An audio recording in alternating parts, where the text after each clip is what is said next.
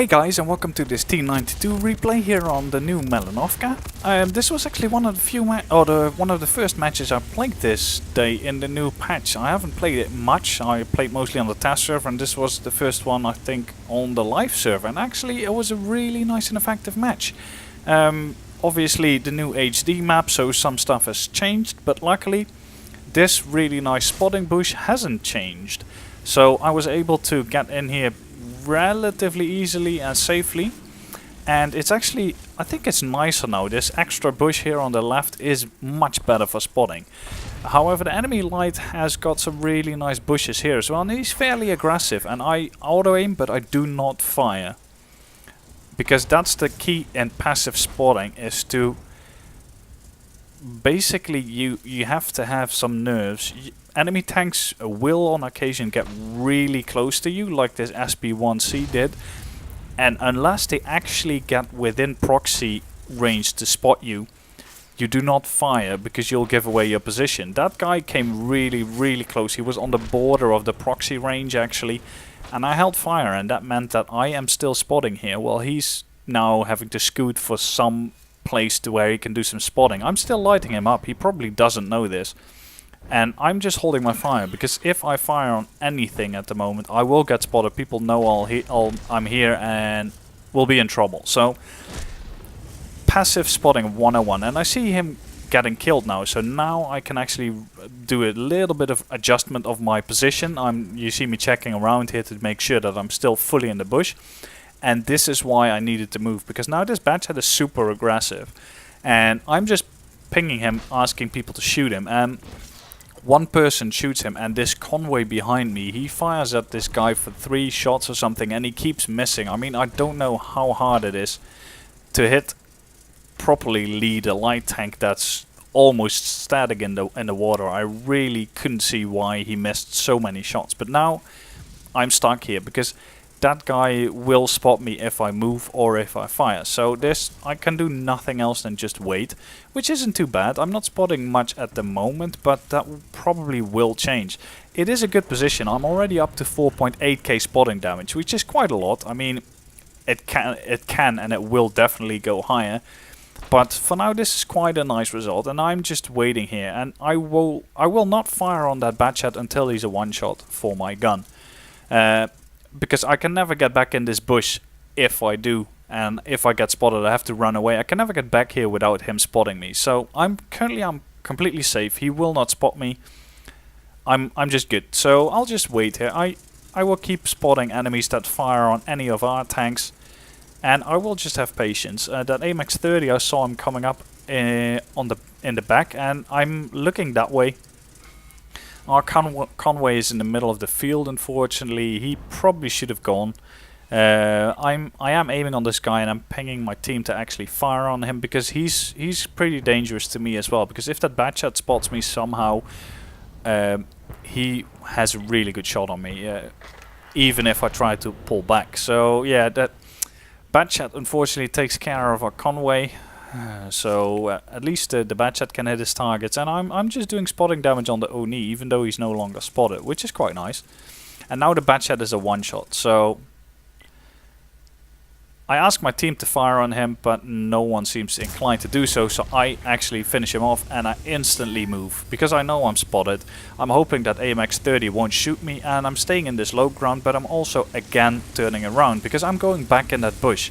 I just wanted him to die, so I could actually do some spotting. Now the enemy challenger is thinking of moving up. The AMX-30 is being aggressive as well, so I need to take this guy out.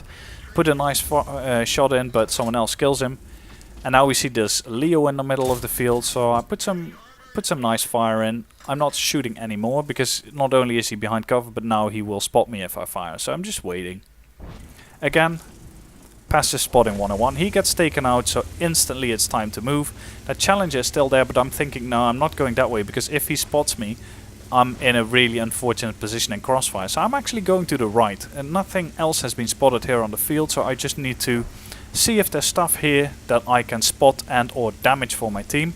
So I'm just doing a nice proxy behind this bush line, and of course enemy TD is there, completely invisible to the light tank. He spots me, of course.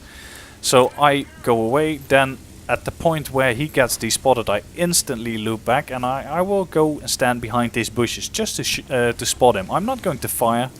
I'll let my team do that. I'm up to 6.3k spotting damage and only 300 damage myself. Artie is telling me he's aiming there. I'll just stand here and spot. There's no need for me to be super aggressive, because if I go down there, he will have heavy tank backup. So, and there's nowhere for me to run once I'm in that dip. So he needs to be taken out. I'm just moving back so I don't get spotted by him through the bushes. He gets taken out, so nice extra spotting damage, and it's time to move again. We know there's 2 heavy tanks here, and of course Rasha KV3 is there, and he doesn't get spotted until he fires, because heavy tanks and camo.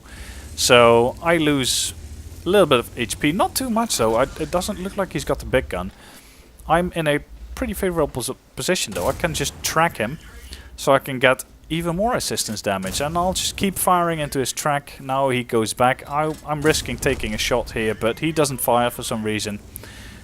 Put a nice shot in, and now the Oni is obviously still there, so I'm going up to the next stone, so he can't actually fire at me. And I spot the Artie here, so I instantly focus on the Artie because he can hit me. He doesn't see me yet though, so put a nice shot in, someone else finishes him off. That Artie I can't hit, the Oni has been taken out, so now it's time to move up again. We're on 8.4k damage and 929 damage of ourselves, so not too shabby actually.